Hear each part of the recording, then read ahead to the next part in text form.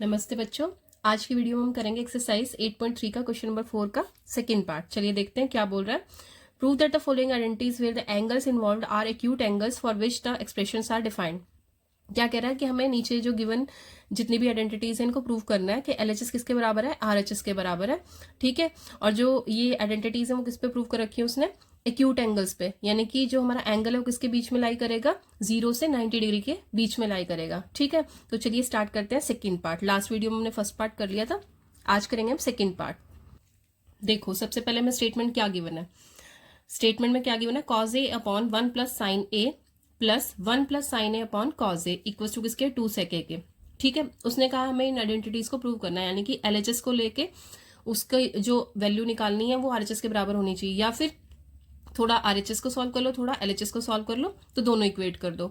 ठीक है, तो अब तक हम अपने क्वेश्चंस में क्या देखते थे, जब भी प्रूविंग के क्वेश्चंस आते हैं तो हम क्या देखते हैं कि यहाँ पर हमारी क्या बननी चाहिए, कॉज और साइन की फॉर्म में बेसिक टर्म्स आनी चाहिए। ठीक है, जो भी अगर उसके अलावा कोई भी टर्म हमने ब्रेक कर लो, किसमें, साइन कॉज में। अब ये तो ऑलरेडी साइन कॉज में गिवन है। ठीक है, तो क्या करेंगे, स्टार्ट करते हैं, है ना, क्योंकि बीच में दोनों टर्म्स के बीच में क्या प्लस का साइन है, तो डिनोमिनेटर का क्या लेंगे, एलसीएम लेंगे। ठीक है, और हमने लास्ट वीडियो में सीखा है कि ट्रिग्नोमेट्री टर्म्स का एलसीएम कैसे लिया जाता है।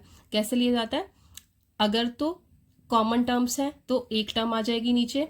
ठीक है, और अगर डिफरेंट डिफरेंट टर्म्स हैं दोनों नीचे, तो क्या होगा, दोनों का मल्टीप्लाई आ जाएगा।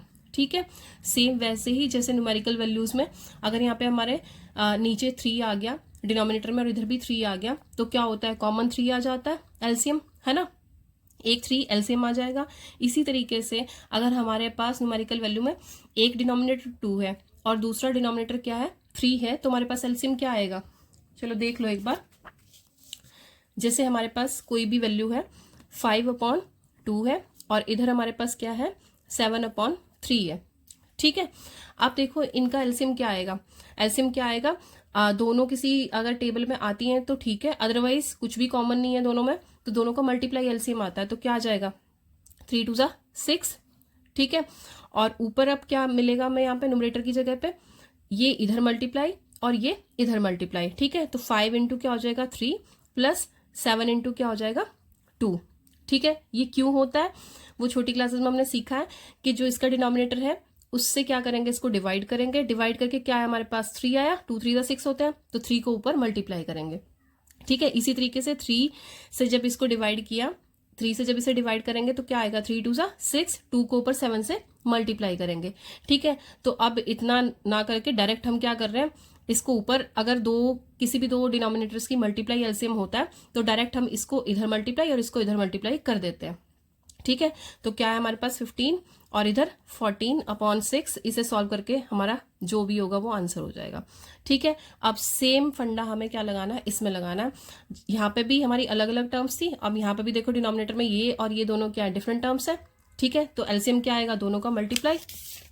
ठीक है, एलसीएम क्या आएगा, दोनों का मल्टीप्लाई, तो क्या आ जाएगा मल्टीप्लाई, कॉस ए इंटू क्या हो जाएगा 1 प्लस साइन ए। ठीक है, अब अभी अभी हमने क्या सीखा है कि क्रॉस कर दो, क्रॉस मल्टीप्लाई, है ना, कॉस इधर मल्टीप्लाई होगा तो क्या आ जाएगा, कॉस स्क्वायर है। ठीक है, और ये 1 प्लस साइन ए किधर मल्टीप्लाई होगा, इधर मल्टीप्लाई होगा, तो कितना आ जाएगा 1 प्लस साइन ए होल स्क्वायर।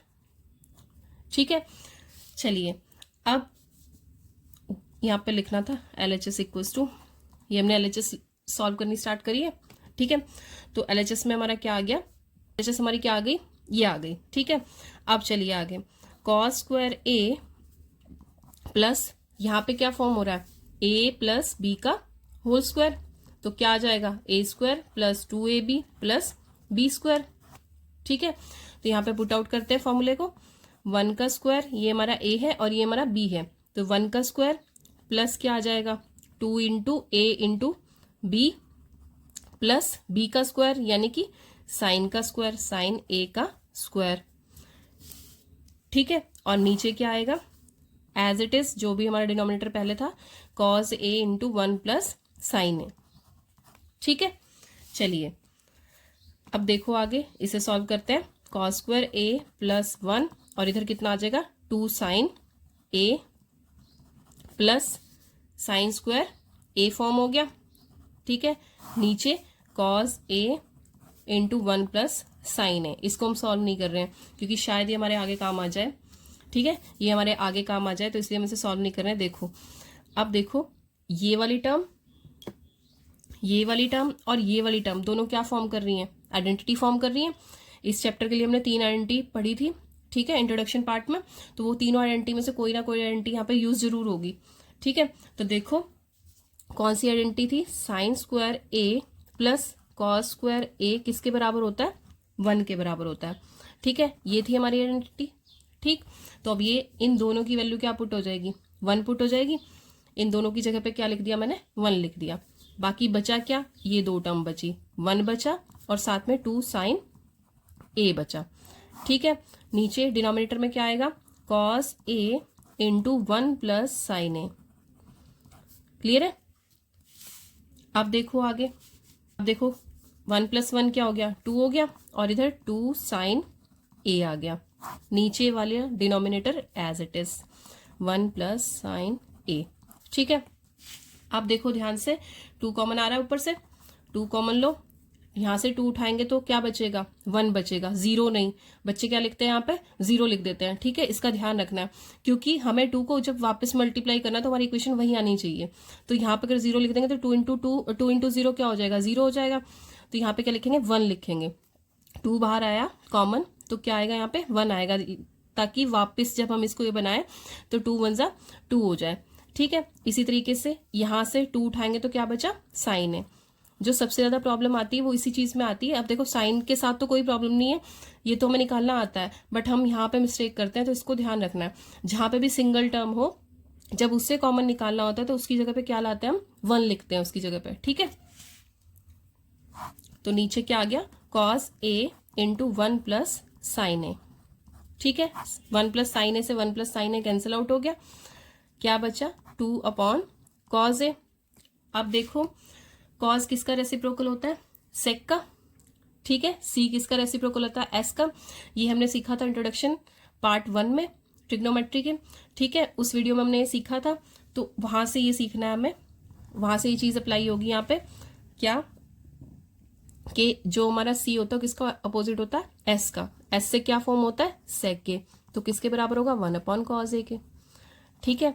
अब देखो क्या मैं इसको ऐसे लिख सकती हूँ, 2 इंटू 1 अपॉन कॉस ए, ठीक है। तो 1 अपॉन कॉस ए की वैल्यू क्या है, सेक के, तो क्या आ जाएगा, 2 इंटू सेक के। अब ये किसके बराबर आया, which is equal to RHS, ठीक है, जो किसके बराबर आ गया, हमारा RHS के बराबर आ गया, ठीक है। क्लियर है यहां तक, कोई प्रॉब्लम, ठीक है। अब ये सब हमें ये वाले क्वेश्चंस करने के लिए क्या आनी चाहिए, आइडेंटिटीज आनी चाहिए, ठीक है।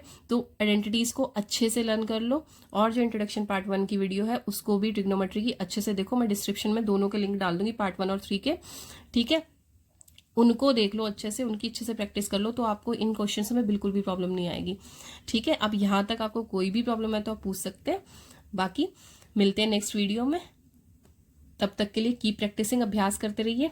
ओके, जय हिंद बच्चों।